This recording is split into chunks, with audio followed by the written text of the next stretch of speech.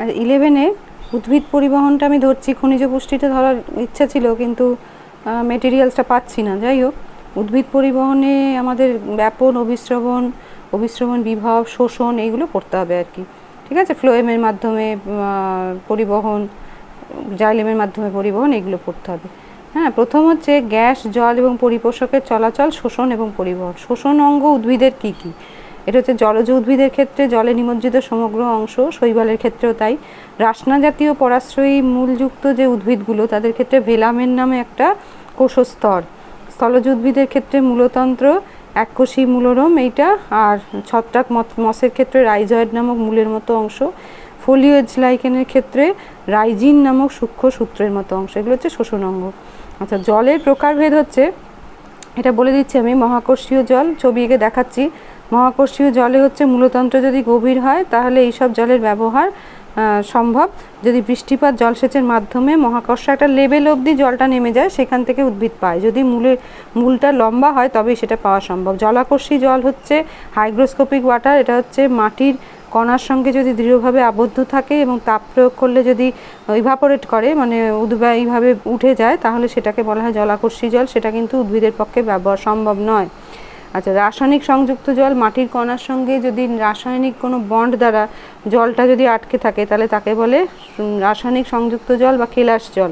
এটাও কিন্তু উদ্ভিদের পক্ষে ব্যবহার করা সম্ভব নয়।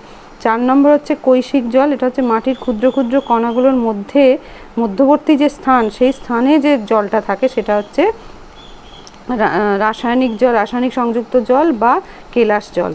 ঠিক আছে, এই হচ্ছে আমাদের জলের ব্যাপার। এটা একটু ধরো, আমি একটু দেখাচ্ছি। একটু সেট করে করে নিতে হবে, একটুখানি ধরবে। ঠিক আছে, আচ্ছা।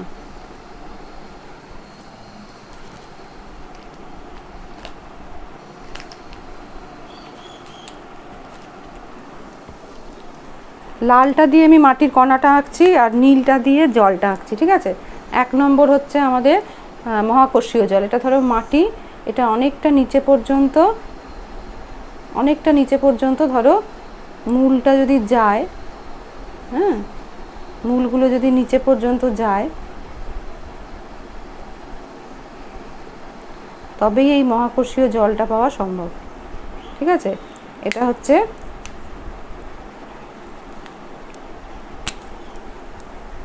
মহাকর্ষীয় জল, ব্লুটা হচ্ছে জল। ঠিক আছে, এইটা কিন্তু উদ্ভিদের মূলরমের পক্ষে শোষণ করাটা সম্ভব, যদিও এর চান্সটা খুব কম, কিন্তু এটা সম্ভব। এরপরে হচ্ছে জলাকর্ষী জল। মহাকর্ষীয় জল গেল, এবার হচ্ছে জলাকর্ষী জল। জলাকর্ষী জলটা কীরকম? এটা হচ্ছে ধরো মূল আছে, মূল আর মাটির কণা একই কালার দিয়ে আঁকবো। এই ধরো মাটির কণা। ঠিক আছে, এবার মাটির কণার গায়ে ধরো দৃঢ়ভাবে যদি জলটা আটকে থাকে, দৃঢ়ভাবে জলটা আটকে রইল, তাহলে উদ্ভিদ কিন্তু কি করে নেবে? মাটির কণার গায়ে তো দৃঢ়ভাবে আটকে রয়েছে, ফলে উদ্ভিদ তো সেই জলটা পেতে গেলে মাটির কণাটাকেও নিতে হবে, সেটা কিন্তু সম্ভব না। তাহলে এইখানে কিন্তু উদ্ভিদ নিল, এখানে পারল না। 3 নম্বরে চলে এসো।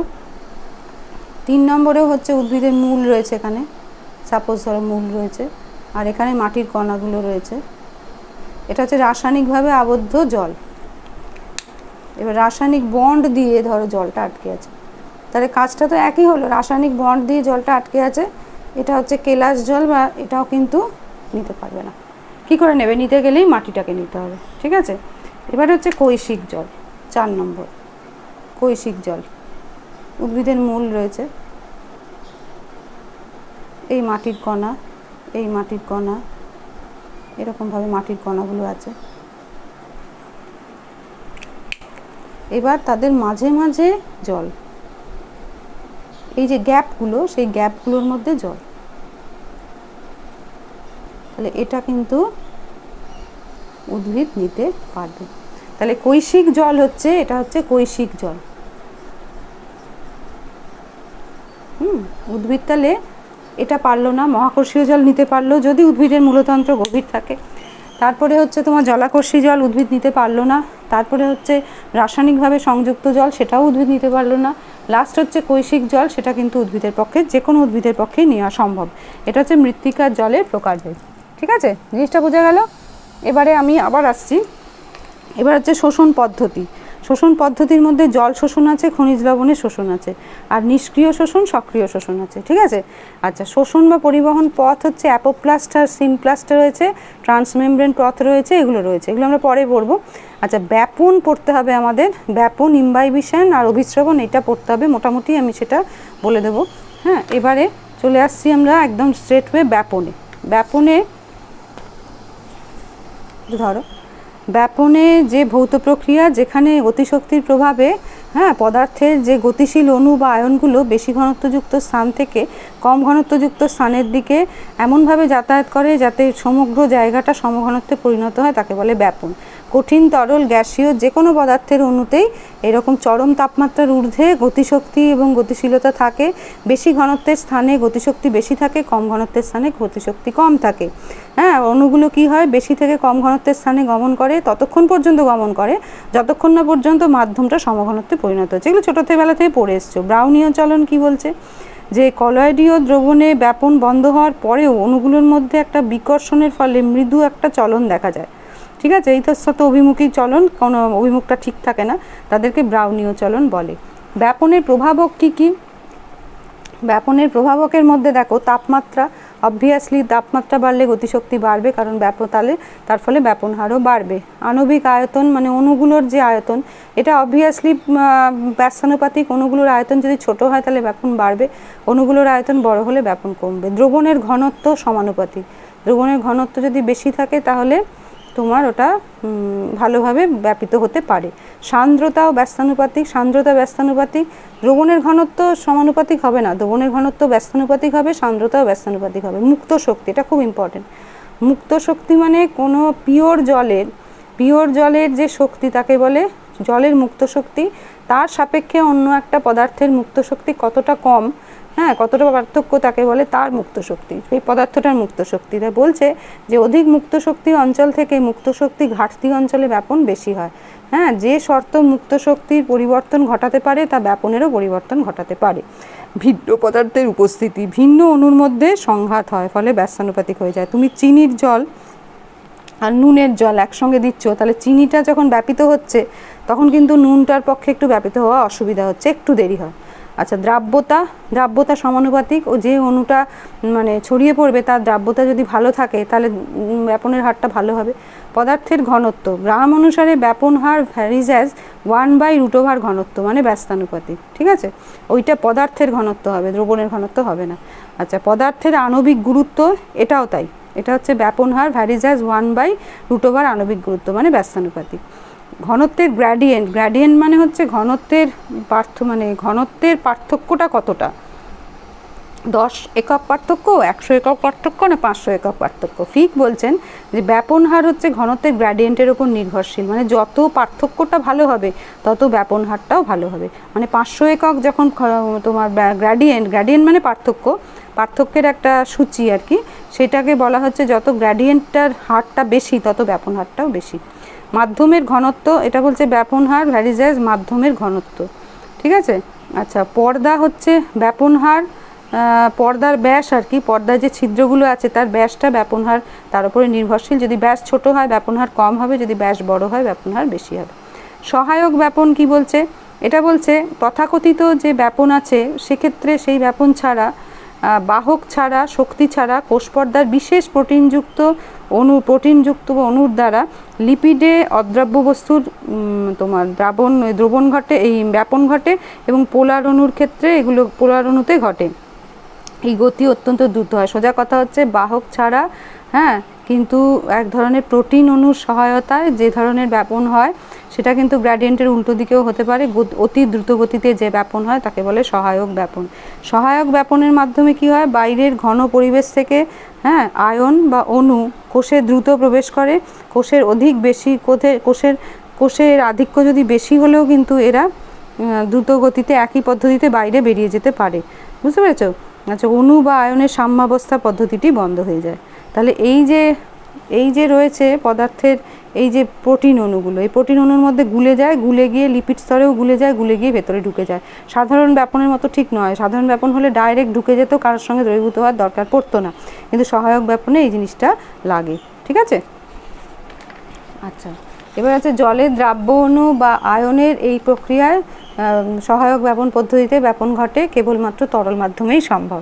ঠিক আছে, ব্যাপনের গুরুত্ব মানে যতগুলো, এটা আমি বলে দিয়েছি বই থেকে পড়বে, যতগুলো তোমার গ্যাসীয় আদান প্রদান আছে বা কোনো রকম প্রয়োজনীয় পদার্থের আদান প্রদান কোষের ভেতরে বা কোষের বাইরে সম্ভব, সেটা কিন্তু কোষ পর্দার সাহায্যে, কোষ পর্দার সাহায্যে হয়। আর কোষ পর্দার সাহায্যে হতে একটু বাধা পায়, কোষ প্রাচীরের সাহায্যে ইজিলি হতে পারে। ব্যাপন চাপ কি বলছে, যে নির্দিষ্ট চাপে ব্যাপন সংগঠিত হয় তাকে বলে ব্যাপন চাপ। ব্যাপন চাপ ঘাটতি, এটা বলছে কোনো দ্রবণের দ্রাবকণুর ব্যাপন চাপ ওই দ্রাবকণুর বিশুদ্ধ অবস্থায় ব্যাপন চাপের চেয়ে যতটা কম সেটাকে বলা হয় ব্যাপন চাপ ঘাটতি। কি বলতে চাইছে, কোনো একটা দ্রবণ, তাতে দ্রাবকণুর একটা ব্যাপন চাপ আছে, আবার ওই দ্রবণটা, ওই দ্রাবকণুটা যখন কোনো একটা দ্রবণে আছে, কোনো একটা মুক্ত অবস্থায় আছে, তখন তার একটা ব্যাপন চাপ আছে। এবারে বলছে যে সবসময় যখন মুক্ত অবস্থায় আছে তখনকার ব্যাপন চাপটা কিন্তু সবসময় দ্রবণের দ্রাবকণুর ব্যাপন চাপের চেয়ে কম, এবং যতটা কম সেটাকে বলছে ব্যাপন চাপ ঘাটতি বা DPD, diffusion pressure diffusion pressure deficit. দ্রবণের দ্রাব যত বেশি থাকবে, দ্রাব মানে চিনির জলের মধ্যে দ্রাব হচ্ছে চিনি, দ্রাবক হচ্ছে জল, দ্রাব যত বেশি থাকবে ডিপিডিও তত বেশি হবে, পার্থক্যটা তত বেশি হবে। ডিপিডিকেই জল বিভব বা ওয়াটার পোটেনশিয়ালের সমতুল্য ধরা হয়, এটা মেয়ার বলেছেন। ওয়াটার পোটেনশিয়াল জিনিসটা কিন্তু একটু আলাদা, এটা হচ্ছে প্রথম ডিপিডির কথাটা বলেন। ঠিক আছে, শোষণ চাপ কি বলছে, অর্ধবেদ্য পর্দার ভিতরে, আচ্ছা একটুখানি এটা দেখে নাও, আমি ব্যাপন চাপ ঘাটতিটা একটু ছবির সাহায্যে বলে দিচ্ছি।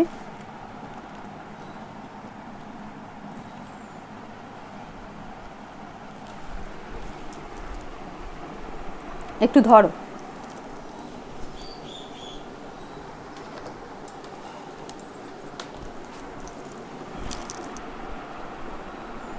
একটু ধরো, তোমাদের এটা ছবিটা আমি তুলে রাখি একটু।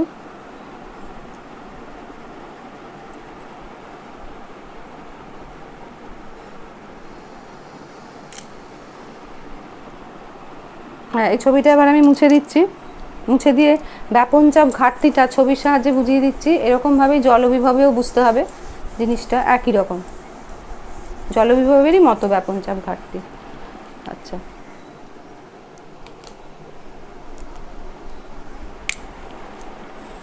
এই ধরো একটা পাত্র, এই ধরো একটা পাত্র, ঠিক আছে, এটাতে দ্রবণ আছে, দ্রবণ আছে মানে কে কে আছে, দ্রাবক প্লাস দ্রাবক মানে চিনি প্লাস জল, আর এখানে হচ্ছে বিশুদ্ধ দ্রাবক, বিশুদ্ধ দ্রাবক। ঠিক আছে, আচ্ছা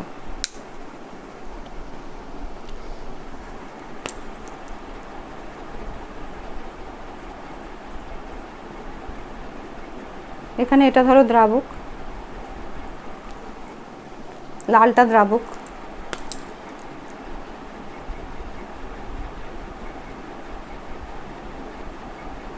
সবুজটা দ্রাবক, সবুজটা ধরো দ্রাবক মানে চিনি, আর লালটা ধরো দ্রাবক মানে জল, আর এখানে শুধুই দ্রাবক আছে।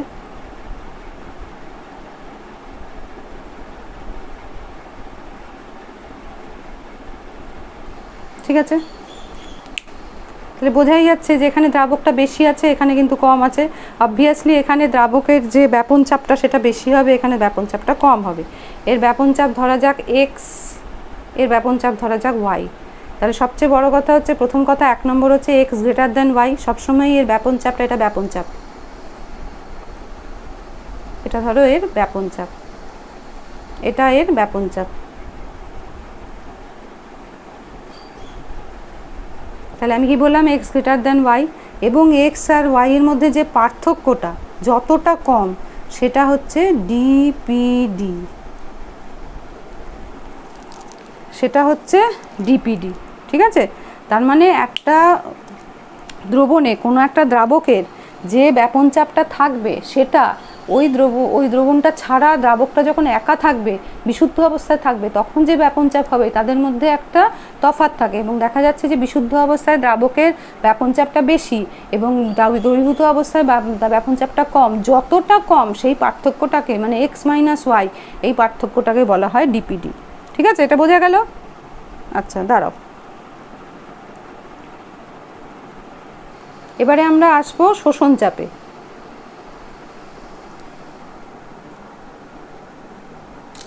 আচ্ছা, এবারে আমরা চলে আসছি শোষণ চাপে। শোষণ চাপ বলছে যে অর্ধভেদ্য পর্দার ভিতরে দ্রবণের দ্রাবক আর বাইরের দ্রবণের দ্রাবকের ব্যাপন চাপের পার্থক্যকে এসপি বলে, মানে শোষণ চাপ বলে।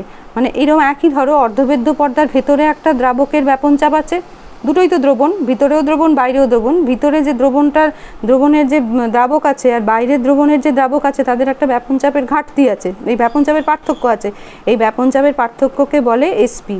এবং দ্রবণের, এটা একটা ঋণাত্মক প্রেসার, দ্রবণের ভিতরের অভিস্রবণ চাপ ও রসস্ফীতি চাপের পার্থক্যকেও এসপি বলা যেতে পারে। দুটো এর হচ্ছে তোমার সংজ্ঞা। একটা হচ্ছে দ্রবণের ভিতরের দ্রাবকের এবং দ্রবণের বাইরের দ্রাবকের ব্যাপন চাপের পার্থক্যকে এসপি বলে। ধরে নিতে হবে যে বাইরের ব্যাপন চাপটা বেশি, ভিতরের ব্যাপন চাপটা কম। দ্রবণের অভিস্রবণ চাপ এবং রসস্ফীতি চাপের পার্থক্যকেও এসপি বলা যেতে পারে। তাহলে পূর্ণ রসস্ফীত অবস্থায় ওপি ইকুয়াল টু টিপি। ওপি মানে হচ্ছে তোমার অসমোটিক প্রেশার, টিপি মানে হচ্ছে টার্গার প্রেশার, মানে হচ্ছে রসস্ফীতির চাপ। ওপিও যা, অভিস্রবণ চাপও যা, টার্গার প্রেশারও তাই, যদি পূর্ণ রসস্ফীত হয়, একদম টুবু হয়ে গেছে সেই অবস্থায় এরকম বলছে তখন। সুতরাং এসপি ইকুয়াল টু কি, ওপি মাইনাস টিপি। SP equal to OP minus টিপি আমরা আগেই বলেছি। আর এটা সমান সমান কি হয়ে যাবে, জিরো হয়ে যাবে। হ্যাঁ, মানে তার মানে কি দাঁড়ালো, এসপি মানে সাকশন প্রেশার, মানে শোষণ চাপ। তাহলে শোষণ চাপটা পূর্ণ রসস্ফীত অবস্থায় আর তো শোষণ করতে পারবে না, যতক্ষণ পর্যন্ত এদের পার্থক্যটা থাকবে। ওপি মাইনাস টিপি যদি জিরো না হতো তাহলে ততক্ষণ পর্যন্ত কিন্তু শোষণ করতে পারতো, কিন্তু তারপরে আর পারবে না। এটা পুরোটা বলে নিচ্ছি, তারপরে আমি বোর্ডে দেখাচ্ছি। কোষের রসস্ফীত অবস্থায় কোষ প্রাচীরের যে চাপ সৃষ্টি হয়, যে জল বা রসটা ভেতরে ঢুকেছে, সে পূর্ণ রসস্ফীত অবস্থায় কোষ প্রাচীরে একটা চাপ সৃষ্টি করে, ঠিক আছে? এই চাপটাকে বলি আমরা রসস্ফীত চাপ, ঠিক আছে? আচ্ছা, কোষ প্রাচীর চাপটা আবার কি, পূর্ণ রসস্ফীত অবস্থায় বা বেশ রসস্ফীত অবস্থায় রসস্ফীতির চাপের বিপরীতে কোষ প্রাচীরগুলোও একটা চাপ সৃষ্টি করবে, সেটাকে বলবো আমরা কোষ প্রাচীর চাপ। জলস্ফীতি চাপ বলছে অন্তঃবিস্রবণের ফলে বিশ্বসিত জল কোষ পর্দার ওপর যে চাপ সৃষ্টি করে তাকে বলা হয় রসস্ফীতি চাপ। এটা বুঝতেই পারছো, ইকুইভ্যালেন্ট টু, এটা হচ্ছে রসস্ফীতি চাপের সমান। অভিস্রবণ চাপ বলছে পূর্ণ রসস্ফীত অবস্থায় সর্বোচ্চ রসস্ফীতি চাপ বা তৎকালীন কোষীয় চাপকে অভিস্রবণ চাপ বলে। এটা হচ্ছে এমনই একটা চাপ যখন অন্তঃবিস্রবণ বন্ধ হয়ে যাচ্ছে। এটা আমরা দেখলাম যে রসস্ফীতি চাপের যদি সমতুল্য হয় অভিস্রবণ চাপটা, তাহলে কিন্তু পূর্ণ রসস্ফীত অবস্থায় দেখা যাচ্ছে যে একদম অন্তঃবিস্রবণটা বন্ধ হয়ে যাচ্ছে। তাহলে আমরা ফর্মুলাগুলো অনেকগুলো পাচ্ছি, দেখো, ওপি ইকুয়াল টু টিপি প্লাস এসপি, ঠিক আছে, এটা পেতে পারি। অথবা ওপি ইকুয়াল টু, আমরা এই SP equal to OP minus টিপি পেয়েছি। আর কি পেয়েছি, তার মানে টিপি সমান সমান হচ্ছে ওপি মাইনাস এসপি, এটাও হতে পারে। আর এসপি হচ্ছে, তার মানে এসপি অনেকটাই equivalent to DPT, equivalent to, সমান সমান নয় কিন্তু, ঠিক আছে? আচ্ছা, এইটাও গেল। এটা আমি আগে আবার বলে দিই, তারপরে তোমাদের আবার জল বিভবটা বলে দিচ্ছি।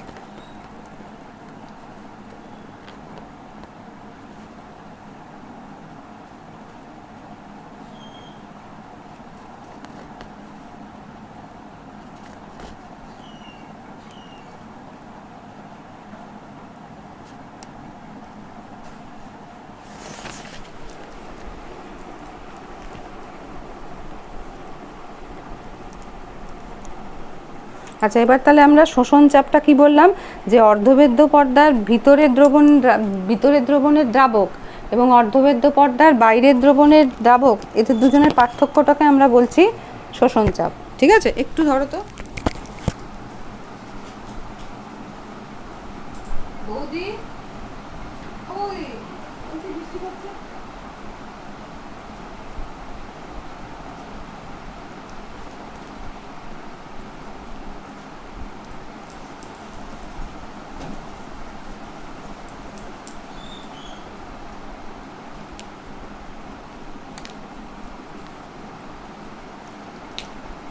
দেখো, এটা একটা কোষ আর এটা হচ্ছে কোষের বাইরেটা, ঠিক আছে? একটা সাইডে আমি আঁকবো, সব সাইডে আঁকবো না, এই সাইডটা আঁকবো।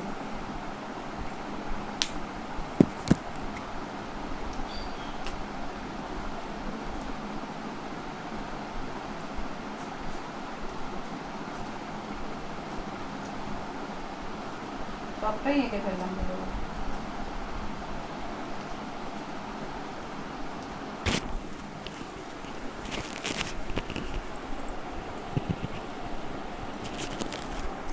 আচ্ছা, এইটা কোষ, নীলটা কোষ, আর হচ্ছে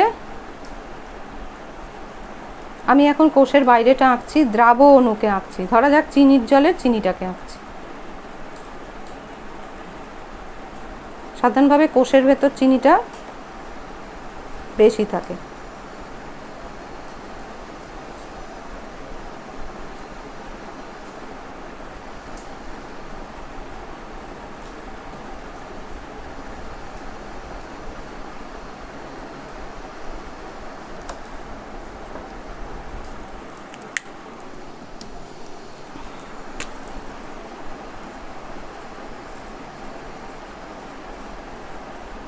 বাইরে আবার জলটা বেশি থাকে।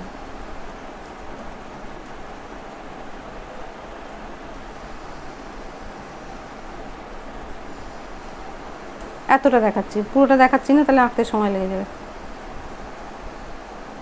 এটা হচ্ছে দ্রাবক আর লালটা হচ্ছে দ্রাবক। আর কোষের ভেতরে কিন্তু দ্রাবটা কম। ঠিক আছে, তাহলে এখানে সুতরাং এখানে দ্রাবকের ব্যাপন চাপ একটা আছে বাইরেরটায়, সেটা ধরা যাক এ, আর এখানেও দ্রাবকের একটা ব্যাপন চাপ আছে,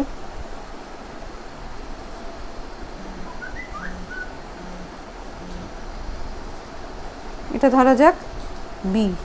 তাহলে দুটো কথা, এক হচ্ছে এ ইজ গ্রেটার দেন বি, কারণ এখানে দ্রাবক অনেক বেশি আছে, অতএব দ্রাবকের ব্যাপন চাপটাও বেশি, A is greater than B. আর দুই কথা হচ্ছে B minus A equal to হচ্ছে শোষণ চাপ, মানে হচ্ছে সাকশন প্রেশার এসপি।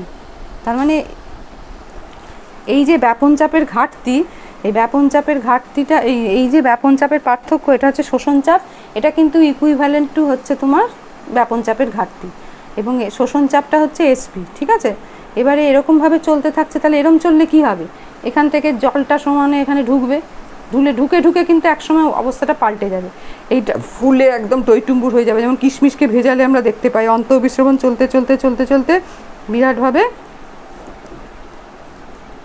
বিরাটভাবে দেখা যাবে যে এটা মানে রসস্ফীত হয়ে যাবে। সেই অবস্থায় এখান থেকে যে প্রেশার দেবে, এদিক থেকে ভেতর থেকে বাইরের দিকে যে প্রেশার দেবে, সেটাকে বলবো আমরা রসস্ফীতি চাপ বা টিপি। তার সম্পর্কগুলো আমি দেখিয়ে দিয়েছি।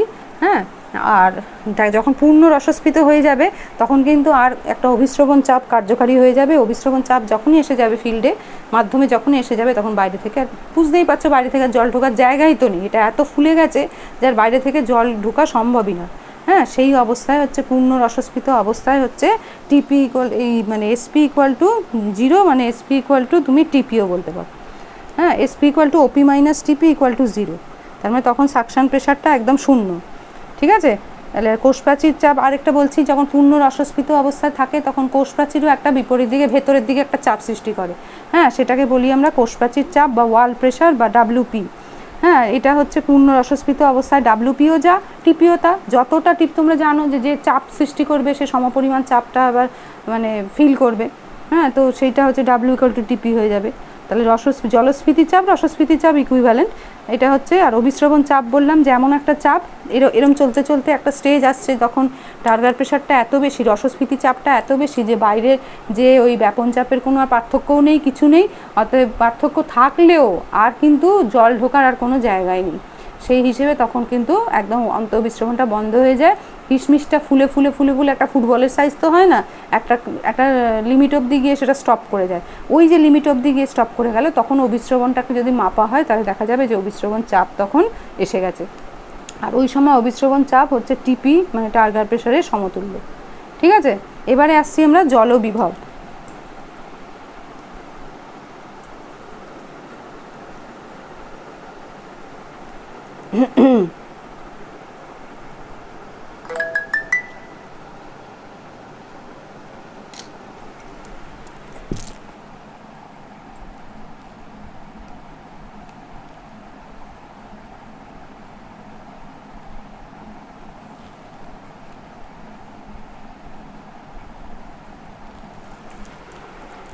আচ্ছা, জলবিভবটা কীরকম? জলবিভবটা বলছে যে প্রতি মোল অণু তোমার জলের মধ্যে যে মুক্ত শক্তি থাকে তাকে ওই অণুটার রাসায়নিক বিভব বলা হয়।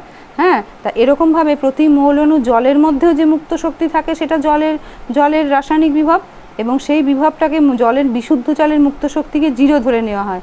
আর তার সঙ্গে দ্রবণে, কোনো একটা দ্রবণে জলের মুক্ত শক্তির যে পার্থক্য হয় তাকে বলা হয় বিভব, পার্থক্যটাকে বলা হয় জলবিভব। মানে ওই দ্রবণে জলটার জলবিভব।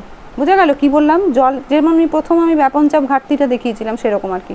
কোনো একটা পাত্রে ধরো বিশুদ্ধ জল আছে, কোনো একটা পাত্রে ধরো একটা দ্রবণ আছে যার মধ্যে জল হচ্ছে দ্রাবক। হ্যাঁ, ওইটা একদম ওইটারই মতো। তাহলে তার মধ্যে একটা জলের মুক্ত শক্তি আছে, এবং অবভিয়াসলি সেখানে কিন্তু বিশুদ্ধ জলে যতটা মুক্ত শক্তি থাকবে তার থেকে তুলনামূলক কম থাকবে, এবং এই যতটা কম থাকবে সেটাকে বলবো আমরা জলবিভব বা ওয়াটার পোটেনশিয়াল। আর দ্রবণে জলের পরিমাণ যত কম থাকবে তাহলে জলবিভবও তত কমে যাবে, তখন জলের দ্রবণে অনুপ্রবেশ ঘটবে। জলের মুক্ত শক্তিটা তত কমে যাবে বা জলবিভবটা কমে যাবে, জলের জলবিভব। ঠিক আছে, তখন জলের দ্রবণে অনুপ্রবেশ ঘটবে। এটাকে সাই চিহ্ন দিয়ে প্রকাশ করা হয়। হ্যাঁ, এবারে সেটা হচ্ছে ম্যাট্রিক্স, সাই এম আছে ম্যাট্রিক্স বিভব। ম্যাট্রিক্স হচ্ছে যে কোনো বস্তুর পৃষ্ঠতল যেটা জল শোষণ করতে পারে, ম্যাট্রিক্স বিভব থাকে, যেমন কোষপ্রাচীর, মৃত্তিকা কণা, এগুলো। এটা নেগেটিভ হয়ে থাকে। এটা জল শোষণে যতক্ষণ, জানবে একটা জিনিস, যতক্ষণ জল শোষণে সক্ষম ততক্ষণ সেই বিভবটাকে নেগেটিভ বলা হয়। হ্যাঁ, নেগেটিভ থেকে 0 হয়ে পজিটিভ হলেই তো আর জল শোষণ করবে না। মৃত্তিকাস্থ বীজের সাই এম হচ্ছে তীব্র, অর্থাৎ তীব্র নেগেটিভ, এই জন্য শুষ্ক মৃত্তিকা থেকেও এই জল শোষণ করে নিতে পারে, এত মানে টাফ। হ্যাঁ, আর সাই এস এটা হচ্ছে দ্রাব বিভব বা অভিস্রবণ বিভব বা অসমোটিক পোটেনশিয়াল। এটা বলছে দ্রবণে দ্রাবের উপস্থিতিজনিত চাপকে দ্রাব বিভব বলে। দ্রাবের ঘনত্ব যদি বাড়ে তাহলে জলবিভব কমতে থাকে। অবভিয়াসলি চিনির জল রয়েছে, চিনিটা যতটা বাড়বে, 1 চামচ চিনির জায়গায় যদি 10 চামচ চিনি দাও তাহলে তো জলটা কমে গেল, তাহলে জলবিভবটাও কমে গেল। এখানেও জল শোষণ কিন্তু সম্ভব, এটাও নেগেটিভ। সাই পি হচ্ছে চাপ বিভব। এটা হচ্ছে কোষ প্রাচীর কিন্তু চাপ সৃষ্টি করে। কোষ প্রাচীর চাপ সৃষ্টি করে এই যে এত যে বিভবগুলো হচ্ছে তার বিপরীত দিকে, অর্থাৎ এটা ধনাত্মক বিভব। এটা কিন্তু জলকে শোষণ করতে দেয় না। কোষ প্রাচীর বলে আর জল শোষণ সম্ভব নয়। তাহলে কোনো একটা জায়গার টোটাল জলবিভব হচ্ছে সাই ইকুয়াল টু হচ্ছে সাই এম প্লাস সাই এস প্লাস সাই পি। হ্যাঁ, ইকুয়াল টু হচ্ছে সাই এস প্লাস পি। কেন বলছে? যে সাই এম এর মান কিন্তু কোষের অভিস্রবণের ক্ষেত্রে একদমই নগণ্য। তাহলে এটাও আমি ছবি দিয়ে দেখাচ্ছি।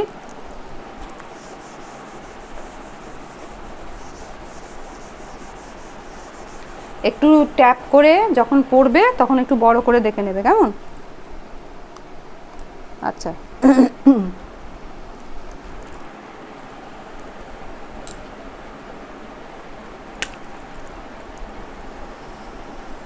এই একটা পাত্র, এই একটা পাত্র, একটাতে দ্রবণ থাকবে, একটাতে বিশুদ্ধ জল। ঠিক আছে, আর বিশুদ্ধ জলের জলবিভব 0। এটা এক্স ধরে নিই, ধরি এক্স ইকুয়াল টু 0। ঠিক আছে, এইবারে আমরা দ্রবণে দেখি কি ব্যাপারটা।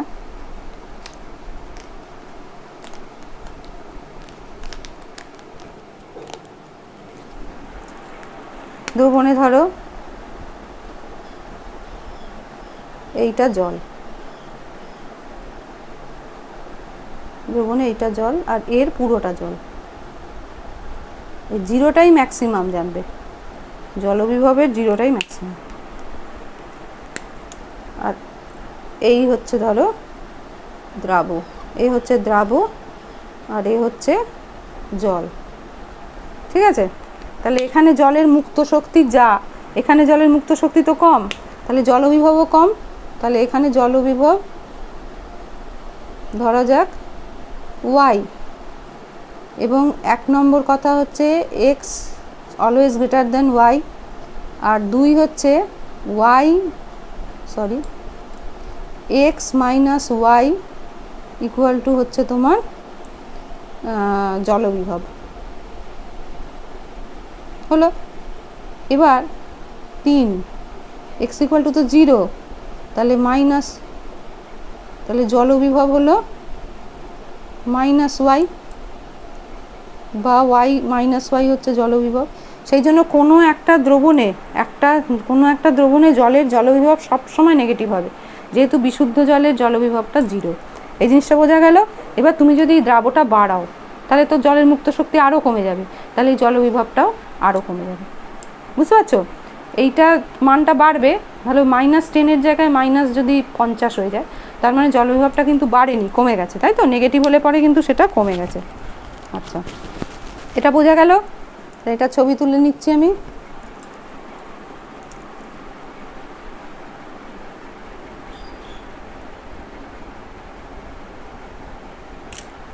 বেশ, এবারে আমাদের আসছে আরেকটা কি আমি সম্পর্ক দিয়েছি, ম্যাট্রিক্স হচ্ছে তোমার বিভব, জলবিভবগুলোকে বিভিন্নভাবে আমরা প্রকাশ করতে পারি। টোটাল জলবিভবকে সাই দিয়ে প্রকাশ করি। সাই ইকুয়াল টু, আমি কি বলেছি, সাই equal to Sai M plus Sai P plus Sai S. ঠিক আছে? এম মানে হচ্ছে ম্যাট্রিক্স বিভব, পি মানে হচ্ছে দ্রাব বিভব, পি মানে হচ্ছে চাপ বিভব, আর এস মানে হচ্ছে দ্রাব বিভব। এদের মধ্যে ম্যাট্রিক্স বিভব নেগেটিভ, জল শোষণে সাহায্য করে। সাই এস হচ্ছে দ্রাব বিভব, সেটাও নেগেটিভ, জল শোষণে সাহায্য করে। কিন্তু সাই পি হচ্ছে এদের এগেনস্টে, অর্থাৎ চাপ বিভব, বা তোমার চাপ বিভবটা হচ্ছে তোমার কোষ প্রাচীরের চাপ বিভব, অর্থাৎ এটা কিন্তু ধনাত্মক, এ কিন্তু জল শোষণে বাধা দেয়। আর সাই এর সম্পর্কটা হচ্ছে সাই equal to Sai M plus Sai S plus Sai P. R Sai M সেখানে তুমি নেগলিজিবল, নগণ্য ধরে নিতে পারো। ঠিক আছে? আচ্ছা, এবার চলে এসো সাই এর সাহায্যে অভিস্রবণের ব্যাখ্যা। ঠিক আছে? দেখো, ওপি ইকুয়াল টু সিআরটি। এবার সিটা কি দেখো, এটা হচ্ছে ভ্যান হফ এই সূত্রটা দিয়েছেন। সিটা হচ্ছে কি, দ্রবণের তোমার মোলারিটি, আর হচ্ছে তোমার গ্যাস ধ্রুবক, আর গ্যাস ধ্রুবক মানে এতটা, আর তোমার ইটি তো তুমি জানো -273°C, এটা একটা formula. OP equal to CRT. এবারে ডিপিডির সঙ্গে ভার্সেস ওয়াটার পোটেনশিয়াল দেখো, ডিপিডি ওয়াটার পোটেনশিয়াল অলমোস্ট দেখতে একই লাগে, মোটামুটি ইকুইভ্যালেন্ট, কিন্তু হুবহু এক নয়, কারণ মানটা ঠিক উল্টো। ডিপিডিটা কি হচ্ছে, জলবিভব, ডিপিডিটা হচ্ছে জলবিভবের সমতুল্য, আর ওয়াটার পোটেনশিয়াল হচ্ছে আবার ডিপিডির সমতুল্য, এর সমতুল্য, এর সমতুল্য। ঠিক আছে? ডিপিডি হচ্ছে পজিটিভ, আমরা পড়েছি ওটা, ডিপিডি পজিটিভ, কারণ পার্থক্যটা আমরা কোনো নেগেটিভ কিছু সাইন দেখিনি, এখানে কিন্তু অলওয়েজ নেগেটিভ। ঠিক আছে? এটা হচ্ছে 5 অ্যাটম যদি হয়, এটা -5 অ্যাটম হবে। হ্যাঁ, আচ্ছা, এটা একটা মান, ডিপিডি একটা মান, আর ওয়াটার পোটেনশিয়াল কিন্তু একটা কার্য, কারণ বাস্তবে এই ওয়াটার পোটেনশিয়াল আছে বলেই জলটা ঢোকে, আর মানটা আমরা ক্যালকুলেট করে বার করি। ঠিক আছে? এই হচ্ছে তোমার ডিপিডি এবং ওয়াটার পোটেনশিয়ালের সম্পর্ক। এবার অভিস্রবণ বিভবে চলে এসো, এটা হচ্ছে ওপিটি, এটাকে বলা হয় ও সাফিক্স পিটি, ওপিটি একসঙ্গে নয়। এটা ওপি যেটা আছে আমাদের, অসমোটিক প্রেশার যেটা আমরা পড়েছিলাম, অভিস্রবণ চাপ, তাকে যদি তুমি নেগেটিভ চিহ্ন দিয়ে প্রকাশ করো তাহলে যেটা পাবো সেটাই হচ্ছে ওপিটি। এগুলো সব ম্যাথমেটিক্যাল। দ্রবণে দ্রাবের পরিমাণ যা জলবিভবের মানকে হ্রাস করে সেটাকে আমরা বলছি দ্রাবের পরিমাণ, নট দ্রবণ মানে দ্রাবকের পরিমাণ, দ্রাবের যে পরিমাণ সেটাকে বলছি আমরা ওপিটি। ঠিক আছে? তাহলে বুঝতেই পারছো, দ্রাবকের পরিমাণ যদি নেগেটিভ হয় তাহলে ওপিটিকে তোমার নেগেটিভ দিয়েই করতে হবে। হ্যাঁ, এটা হচ্ছে নেগেটিভ ওপি ইকুয়াল টু দেখা যাচ্ছে ওপিটি, তার মানে এটা ক্যালকুলেটিভ। ঠিক আছে? এটা ক্যালকুলেটিভ, দ্রাবের পরিমাণটা তুমি ক্যালকুলেশন করবে তবে তুমি এটা পাবে, বা ওপিটাকে ক্যালকুলেট করবে তবে তুমি এটা পাবে। আচ্ছা, দ্রবণের ঘনত্ব বাড়লে ওপির মান বাড়ে, ওপিটির মান কিন্তু কমে যায় যেহেতু নেগেটিভ, তাই না? ওপির মানটা এমনিতে, ওপি কিন্তু নেগেটিভ নয়, ওপি কিন্তু পজিটিভ। হ্যাঁ, কারণ পজিটিভ প্রেশার জানবে সবসময় জলকে ঢুকতে বাধা দেয়, সাধারণভাবে ওপি কিন্তু পজিটিভ। এবার ওপির যে মানটা হবে তার পেছনে তুমি মাইনাস বসালে তবে ওপিটি পাবে। তাহলে দ্রবণের যদি ঘনত্ব বাড়াও, মানে দ্রাব বাড়াও, তাহলে ওপির মান বেড়ে যায় আর ওপিটির মান কিন্তু কমে যায়। ওপি ইকুয়াল টু সিআরটি যদি হয় তাহলে ওপিটি ইকুয়াল টু -সিআরটি। অভিস্রবণের গুরুত্ব আমি আর কিছু বললাম না, পেজ বলা আছে, পেজ বলার জন্য নয়, এটা অভিস্রবণ কীভাবে বিভিন্ন দ্রবণকে ঢুকতে সাহায্য করে সেটা বলবে। এবার হচ্ছে প্লাজমোলাইসিস, ডিপ্লাজমোলাইসিস, এইগুলো হবে। তার আগে আমি এটা বলে দিই সক্রিয় জল শোষণ কীভাবে হয় আর নিষ্ক্রিয় জল শোষণ কীভাবে হয়। সক্রিয় জল শোষণে কী হয়, মূলতন্ত্র মূল ভূমিকা নেয়, মানে এটা কোনো এটিপির ভূমিকা আছে, এটিপির মানে এটিপি সাহায্য করলে তবে এটা হয়, মূলতন্ত্র এই ভূমিকাটা নেয় আর নিষ্ক্রিয় জল শোষণটা বিটপতন্ত্র এই ভূমিকাটা নেয়। এটা দিনের বেলা ঘটে, এটিপির কোনো ভূমিকা নেই, মানে বাষ্পমোচন হলেই বিটপ এই জলটাকে শোষণ করে নিতে পারে। এখানে দিনের বেলায় ও রাত্রিবেলা দুটো বেলাতেই ঘটতে পারে সক্রিয় জল শোষণ। নিষ্ক্রিয় জল শোষণ যেহেতু বাষ্পমোচনের সাহায্যে হয় তাই কিন্তু এটা দিনের বেলাতেই খালি ঘটে। এখানে এটিপির বিশেষ ভূমিকা আছে, এখানে এটিপির কোনো ভূমিকা নেই। বিশেষ কেন, কোনো ভূমিকা নেই। উৎসেচকের বিশেষ ভূমিকা আছে, এখানে উৎসেচকেরও কোনো ভূমিকা নেই। নিষ্ক্রিয় জল শোষণ মানে অটোমেটিক্যালি হবেই আর কি, প্রস্বেদন টান যদি থাকে তাহলে হবেই, বাষ্পমোচন টান আর কি। এখানে প্রস্বেদন টানের কোনো ভূমিকা নেই। সক্রিয় জল শোষণে দুটো আমাদের মতবাদ আছে, একটা হচ্ছে অভিস্রবণীয় তত্ত্ব, একটা হচ্ছে অভিস্রবণীয় তত্ত্ব। অভিস্রবণীয় তত্ত্ব বলছে কি বলছে, মূলজ চাপ, কোষান্তর অভিস্রবণ, এইগুলো। হ্যাঁ, মূলজ চাপ মানে মূলের মধ্যে যে লিকুইডটা থাকে তার জন্য একটা চাপ সৃষ্টি হয়, সেটাকে বলে মূলজ চাপ, যেটা হচ্ছে জলস্তম্ভকে ওপর উঠতে সাহায্য করে। কোষান্তর অভিস্রবণ তোমরা জানো, কোষ থেকে কোষে যে অভিস্রবণ সেটা। আচ্ছা, এখানে বলছে অভিস্রবণীয় মতবাদে বলছে না, অভিস্রবণ দায়ী নয়। কারণ এই থিম্যান এনারা পরীক্ষা করে দেখেছিলেন KCN মানে পটাশিয়াম সায়ানাইড দিয়ে দেখেছিলেন জল শোষণ এবং নিঃস্রাবণ কমে যাচ্ছে। ঠিক আছে, মৃত্তিকায় কেটে একটা পোর্শন কেটে এটা দেখেছিলেন। এছাড়া মৃত্তিকায় যদি O2 বা এয়ার কমে যায় তাহলে মূলের শ্বসন ক্ষমতাও কমে যায়, তাহলে জল শোষণও কমে যায়। অক্সিন হরমোনটা অ্যাড করলে বিপাকীয় হার বেড়ে যায়, ফলে জল শোষণ বেড়ে যায়। মাটির উষ্ণতা যদি 25 থেকে 30 ডিগ্রি হয় তাহলে জল শোষণ সর্বোৎকৃষ্ট হয়। শোষণযোগ্য জল বেশি হলে পরেও জল শোষণ বেশি হয়। আর pH যদি আম্লিক হয় তাহলেও কিন্তু জল শোষণ বেশি হয়। এইগুলো বোঝাচ্ছে, এগুলো ওনারা বলছেন যে শুধু যে অভিস্রবণ হয় সেই ব্যাপারটা নয়, অন্য কিছু ফ্যাক্টরও কিন্তু খানিকটা দায়ী আছে। সক্রিয় শোষণ বা পরিবহনে প্রোটিনকে পাম্প ধরা হয়, কোষপর্দাকে অতিক্রমের জন্য এটিপি প্রদান করে থাকে। হ্যাঁ, আর বাহক প্রোটিন দ্রাবকণাকে বহন করে, ঘনত্ব যদি গ্র্যাডিয়েন্টের বিপরীতে কাজ করে। মানেটা কি, বাহক কণা প্রোটিন দ্রাবকে, প্রোটিন যে দ্রাব যেটা আর কি তোমার এটিপি দান করবে তাকে বাহক কণা বহন করে, আর ঘনত্ব গ্র্যাডিয়েন্টের বিপরীতে কাজ করে, মানে ঘনত্ব কম হলে বেশি কাজ করে, বেশি হলে কম কাজ করে।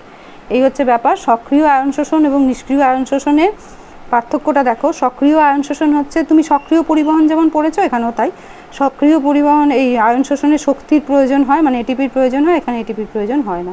এখানে এটিপি নির্ভর বলে সায়ানাইড যৌগ দ্বারা বন্ধ হয়ে যেতে পারে, যেটা আমরা KCN দিয়ে দেখেছি। আর এখানে হচ্ছে সায়ানাইড যৌগ থাকলেও কিছু অসুবিধা নেই।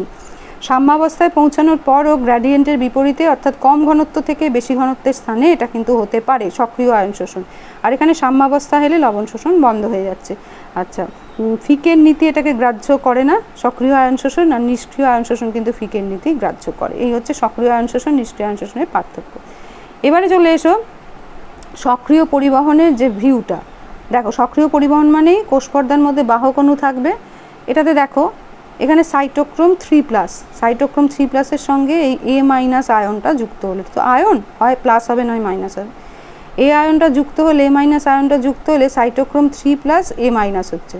ঠিক আছে, এবার সেখান থেকে সাইটোক্রোম 3+ A- পুরো এটাকে কোষপর্দার প্রোটোপ্লাজমকে ভেদ করে এদিকে চলে এলো কোথায়, কোষ গহ্বরের দিকে চলে এলো। হ্যাঁ, এবারে এখানে সাইটোক্রোম কি করছে, A- ছেড়ে দিল। ঠিক আছে, A- ছেড়ে দিল। এবার এটা কি করলো, এ যখন বেরিয়ে যাবে, এ একটা H+ আয়নকে নিয়ে বেরিয়ে যাবে, সেটা পরের কথা, বিজারিত হয়ে বেরিয়ে যাবে। এবার সাইটোক্রোম আবার একা হয়ে গেছে এবং H+কে যেহেতু ছেড়ে দিয়েছে সেহেতু সাইটোক্রোম আর 3+ নেই, এই সাইটোক্রোম 2+ হয়ে গেছে। এবার এই 2+ চললো, এবার ইলেকট্রনকে ত্যাগ করলো, একটা ইলেকট্রন বাইরে বেরিয়ে গেল। ইলেকট্রনকে ত্যাগ করে নিজে জারিত হলো এবং আবার সাইটোক্রোম 3+ করলো, আবার এই A- সঙ্গে যুক্ত হলো। আর এখানে জলের সবসময় বিশ্লেষণ চলছে, একটা H+ তৈরি করছে, এই H+টাকে এই জলের সবসময় বিশ্লেষণ বলছি, জলের সবসময় সংশ্লেষণ চলছে। এই একদম কোষগহ্বর থেকে H+ এসেছিলো, সেই H+টা এখানে এসে 2H+ যুক্ত হলো, আর এখান থেকে 2E- যুক্ত হলো, তার সঙ্গে আবার হাফ O2 যুক্ত হলো, তৈরি করে দিল জল। এই কাণ্ডটা সবসময় চলছে, এটা হচ্ছে সক্রিয় পরিবহন। এখানে কিন্তু এটিপি অণু লাগবে। ঠিক আছে, এখানে এটিপি অণুই এই পাম্পটাকে চালাবে, সক্রিয়টা। এবার হচ্ছে সাইটোক্রোম পাম্পতন্ত্র।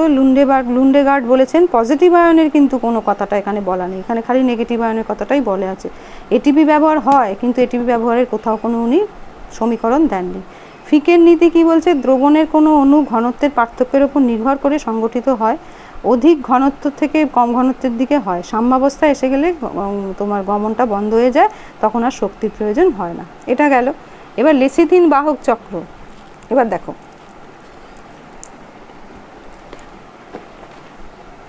এটার বোর্ডে আঁকছি না, এটা সেরকম এখানে আঁকাই আছে বলে বোর্ডে আঁকছি না। এটা বহিঃপরিবেশ, কোষপর্দা, সাইটোপ্লাজম, কোষ গহ্বর, ঠিক আছে। এবার বহিঃপর্দা থেকে এ ঢুকছে আর K+ negative ion positive ion দুটোই ঢুকছে। ঢুকে কার সঙ্গে যুক্ত হচ্ছে, কোলিন বলে পজিটিভ একজন আছে তার সঙ্গে A- যুক্ত হচ্ছে, আর ফসফ্যাটিডিক অ্যাসিড বলে একজন আছে সে নেগেটিভ তার সঙ্গে K+ যুক্ত হচ্ছে, ঠিক আছে।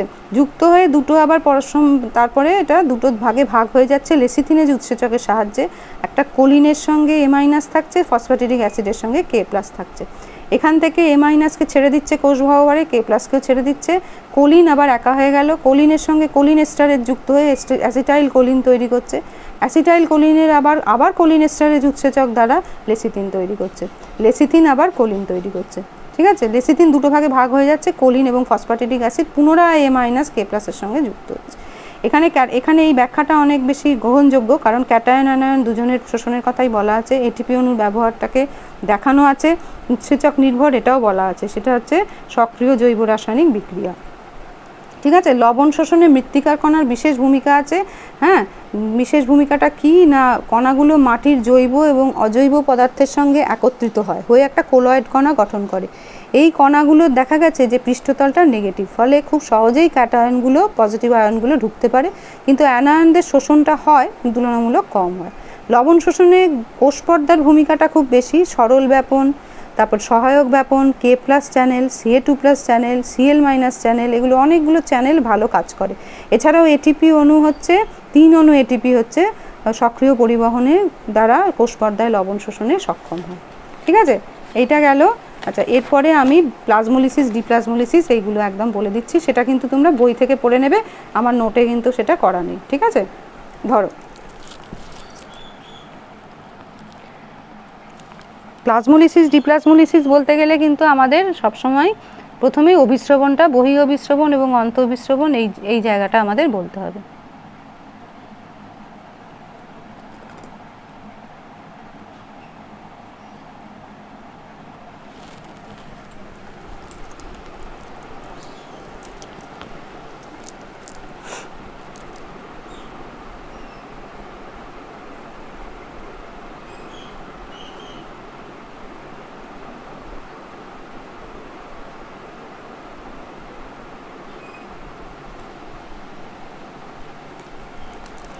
এবারে হেডিং করো অভিস্রবণ।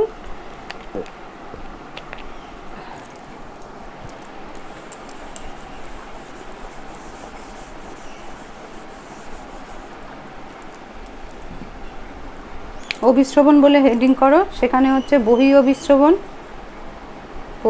অভিস্রবণ বা বলা হয় এক্সসমোসিস,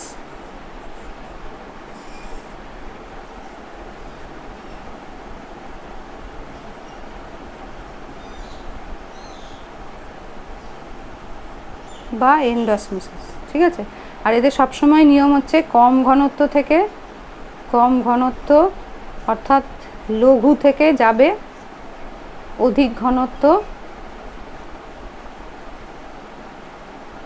বা ঘন অঞ্চলে, এটা মনে করতে হবে। কে যাবে? দ্রাবক যাবে, দ্রাবক যাবে, এই হচ্ছে নীতি, ঠিক আছে।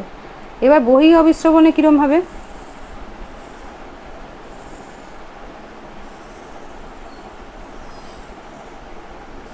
এই ধরো কোষ, এই হচ্ছে কোষ,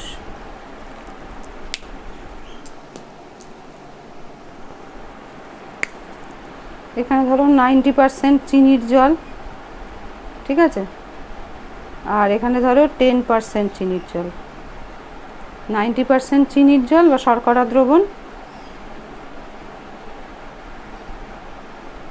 আর এটা হচ্ছে 10% শর্করা দ্রবণ। বলা হয় যেটা ঘন, তার মানে এখানে 90% শর্করা আছে আর কোষের ভেতর 10% শর্করা আছে। 90% শর্করাটাকে বলা হয় অতিসারক বা হাইপার টনিক, আর এটাকে বলা হয় বা লঘুসারক বা হাইপোটনিক। ঠিক আছে, নিয়ম হচ্ছে লঘুর থেকে কোথায় যাবে, লঘুর থেকে ঘনতে যাবে। তাহলে লঘু স্মারক থেকে যাবে ঘন স্মারকে, তাহলে কোষ থেকে জলটা বাইরে বেরিয়ে গেল, এটাকে বলছি আমরা বহি অভিস্রবণ হলো। আচ্ছা, এখানে ধরো ভেতরটা 70%, বাইরেটা ধরো 20%, তাহলে এইটা হচ্ছে লঘু স্মারক আর এটা হচ্ছে অতিস্মারক বা ঘন দ্রবণ। তাহলে কোন দিক থেকে কোন দিকে যাবে, বাইরে থেকে ভেতরে ঢুকবে, লঘু থেকে ঘনর দিকে ঢুকবে। এটা হচ্ছে এন্ডোসমোসিস বা অন্তঃবিস্রবণ। এরা সবসময় সমঘনত্বে উপনীত হওয়ার চেষ্টা করে, কিন্তু সবসময় সমঘনত্বে উপনীত হওয়া হয় না। মাধ্যমে অভিস্রবণ চাপের সমান চাপ যদি এসে পড়ে তাহলে কিন্তু এদের অভিস্রবণ বন্ধ হয়ে যায়, অন্তঃবিস্রবণ বহি অভিস্রবণ দুটোই বন্ধ হয়ে যায়। হ্যাঁ, তো এইটাকে বলা হচ্ছে বহি অভিস্রবণ অন্তঃবিস্রবণ। এবার যদি কখনো দেখা যায় যে বাইরে এবং ভেতরে একই ঘনত্বের তরল রয়েছে বা দ্রবণ রয়েছে, তাহলে সেটাকে বলা হয় পরস্পর আইসোটনিক। ঠিক আছে, সমস্মারক। তো সমস্মারকটা হয়ে গেলে কোনো অভিস্রবণের কোনো প্রশ্নই ওঠে না। এবার এই সাপেক্ষে আমরা এই বহি অভিস্রবণ এবং অন্তঃবিস্রবণের সাপেক্ষে প্লাজমোলাইসিস, উদ্ভিদের ডিপ্লাজমোলাইসিস, এইটা পড়বো, প্রাণীকোষেও পড়বো। ঠিক আছে, প্রাণীকোষে প্লাজমোলাইসিস ডিপ্লাজমোলাইসিস বলে কোনো কথা নেই। প্রাণীকোষে কোষ যদি চুপসে যায় তাহলে তাকে বলা হয় ক্রিনেশন। হ্যাঁ, আর কোষ যদি ফুলে ওঠে, অনেক সময় ফুলে গিয়ে ফেটেও যেতে পারে, যেমন লোহিত কণিকার ক্ষেত্রে প্রায়ই হয়, সেটাকে বলে লাইসিস। লোহিত কণিকা যদি ফেটে যায় তাকে বলে হিমোলাইসিস। ঠিক আছে, সেটা পরের কথা। আমরা প্রথম আসছি তোমার উদ্ভিদের প্লাজমোলিসিসের ক্ষেত্রে। উদ্ভিদের ক্ষেত্রে ওইটা বাদ দাও, এটাকে মুছে দিলাম। ঠিক আছে, এবার দেখা গেল যে এরকম কন্ডিশন, উদ্ভিদের যে কোষটা সে এখানে রয়েছে। এবার একটা ব্যাপার আছে, উদ্ভিদের কোষে কিন্তু কোষ প্রাচীর থাকবে, উদ্ভিদের কোষ আছে, কোষ প্রাচীরও আছে। এবারে দেখা গেল যে এইরকম যখন পরিস্থিতিটা, আমি ফ্রেশ করে এঁকেই করে সুবিধা হবে।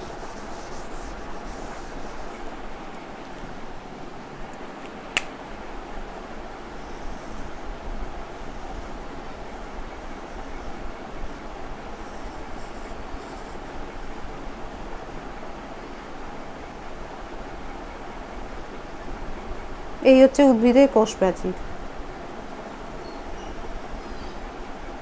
ঠিক আছে, উদ্ভিদের কোষ প্রাচীর। এবার এর মধ্যে রয়েছে নিউক্লিয়াস রয়েছে, এখানে সাইটোপ্লাজম রয়েছে,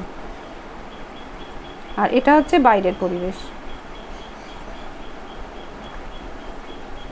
এবার এটা অন্তঃবিস্রবণের ক্ষেত্রে ব্যাপারটা হয় না, ডিপ্লাজমোলিসিস অন্তঃবিস্রবণ লাগে, আর এখানে কিন্তু বহি অভিস্রবণ লাগে। তার মানে কোষের ভেতরে ধরো 70%, কোষের ভেতরে ধরো 60%, আর কোষের বাইরে ধরো 90%।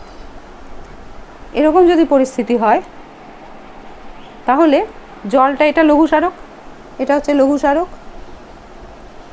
ভিতরটা লঘু স্মারক, বাইরেটা অতিস্মারক। তখন জলটা এদিক থেকে এদিকে বেরোতে শুরু করবে। ঠিক আছে, এবার বেরোতে শুরু করলো। এবার যেটা হয়, যেহেতু কোষ প্রাচীরটা পুরো ভেদ্য, হ্যাঁ, কোষ পর্দাটা কিন্তু অর্ধভেদ্য, যেটা অভিস্রবণে লাগে, তাতে কি হবে, চেহারাটা এরম দেখা যাবে, সুপ্ত ডিপ্লাজমোলিসিস বলা হয়। প্রথম যেটা হবে, একমাত্র উদ্ভিদ কোষ হচ্ছে ডিপ্লাজমোলিসিসের ফলে উদ্ভিদ কোষ মরে না। দেখো, সাইটোপ্লাজমটা এখানে সরে এলো, সাইটোপ্লাজমটা কোষ প্রাচীর ছেড়ে এই জায়গাতে সরে এলো, এটাকে বলে সুপ্ত ডিপ্লাজমোলিসিস। হ্যাঁ, তখনও কিন্তু জল বের হচ্ছে, তখনও জল বেরোবে।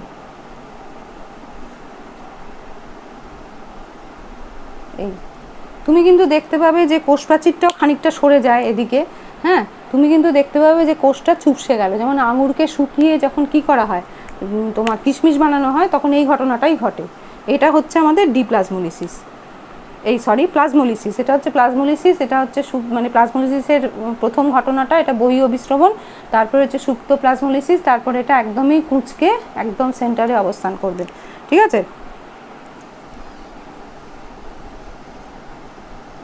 খানিকটা কোষ প্রাচীরও কুঁচকে যাবে কিন্তু মারা যাবে না। কোষ প্রাচীরটা কিন্তু নিজেই ডেড সেল, অতএব ওর নতুন করে মারা যাওয়ার কিছু নেই। এই হচ্ছে চেহারাটা। ঠিক আছে, এটা হলো বহি অভিস্রবণ, এটা হলো সুপ্ত বা প্রাথমিক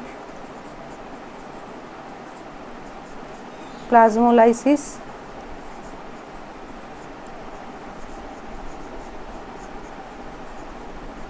এটার থেকে এটা, এটার থেকে এটা, এটা হচ্ছে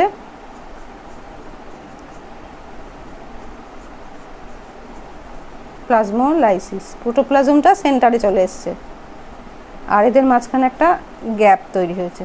ঠিক আছে, এইটা কিন্তু প্লাজমোলাইসিস হলো। এইবারে এটা কিন্তু প্রাণীতে যদি করো, প্রাণীতে এই কোষ প্রাচীরের ব্যাপার নেই, পুরোটা কোষ পর্দা শুদ্ধ শুকিয়ে কোষটা কিন্তু ধ্বংস হয়ে যাবে, তাকে বলা হয় ক্রিনেশন। প্রাণী কোষে এই জিনিসটাই ঘটলে তাকে বলা হয় ক্রিনেশন। সেখান থেকে প্রাণী কোষ কখনো উদ্ধার পেতে পারে না। তুমি যদি কোনো একটা শুঁটকি মাছকে তুমি যে জলে দিয়ে দাও, শুঁটকি মাছ ফুলে বেশ ঢোল হয়ে যাবে এরকম কোনো আশা নেই। হ্যাঁ, কিন্তু তুমি যদি শুকনো কিশমিশকে জলে দাও তাহলে কিন্তু ফুলে সেটা পূর্ববৎ অবস্থায় আসবে। এবার তুমি কি করবে, এই যে প্লাজমোলাইজড কোষটাকে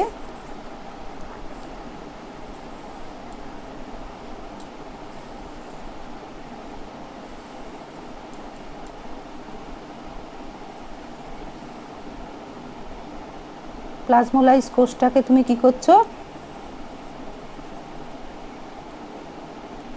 মরেনি কিন্তু প্রোটোপ্লাজমটা রয়েছে। ঠিক আছে, এবারে প্লাজমোলাইজড কোষটাকে তুমি এবার দিচ্ছ, ঠিক উল্টোটা করতে হবে। বাইরে 60%, এ তো ভীষণ ঘন হয়ে গেছে, এটা 90% ধরো হয়ে গেছে, তখন জলটা ভেতরে ঢুকবে এবং এই স্টেজটায় চলে আসবে। এই ঘটনাটাকে আমি বলছি ডিপ্লাজমোলিসিস,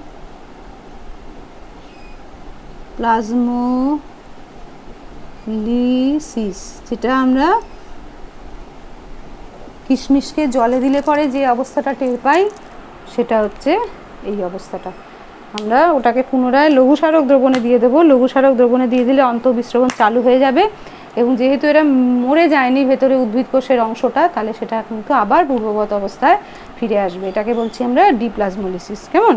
তাহলে প্লাজমোলিসিস হলো বহিঃবিস্রবণের ফলে সৃষ্ট একটা ঘটনা, আর ডিপ্লাজমোলিসিস হলো অন্তঃবিস্রবণের ফলে সৃষ্ট। ওই প্লাজমোলাইজড কোষকে যদি তুমি রিভাইভ করাও, পুনরুজ্জীবিত করাও, তাহলে সেই ঘটনাটাকে বলছে ডিপ্লাজমোলাইসিস। আর এটা যদি ওটা উদ্ভিদ কোষেই সম্ভব, প্রাণী কোষে কিন্তু একবার যদি প্লাজমোলাইসিস হয় তাকে প্লাজমোলাইসিস বলে না, তাকে ক্রিনেশন বলে। আর যদি ক্রিনেশন করা কোনো কোষকে তুমি পুনরায় লঘুসারক দ্রবণে দাও, তাহলে যদি তুমি আশা করো যে সে আবার বেঁচে যাবে, ডিপ্লাজমোলিসিসের মতন সেরকম হবে না।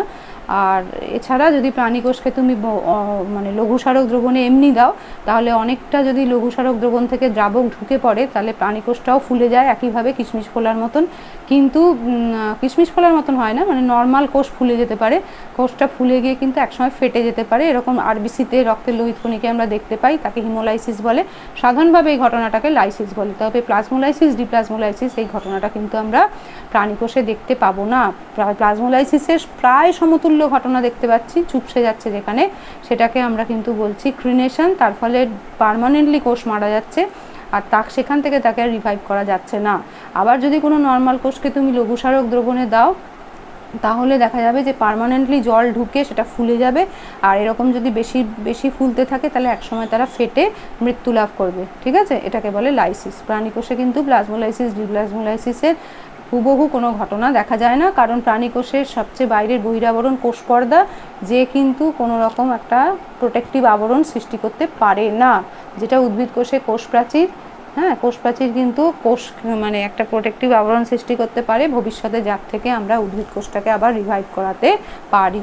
ঠিক আছে, আচ্ছা। আমি আরেকটা লেসন দিয়ে ওইটাকে বাকি অংশটাকে বলে দেবো।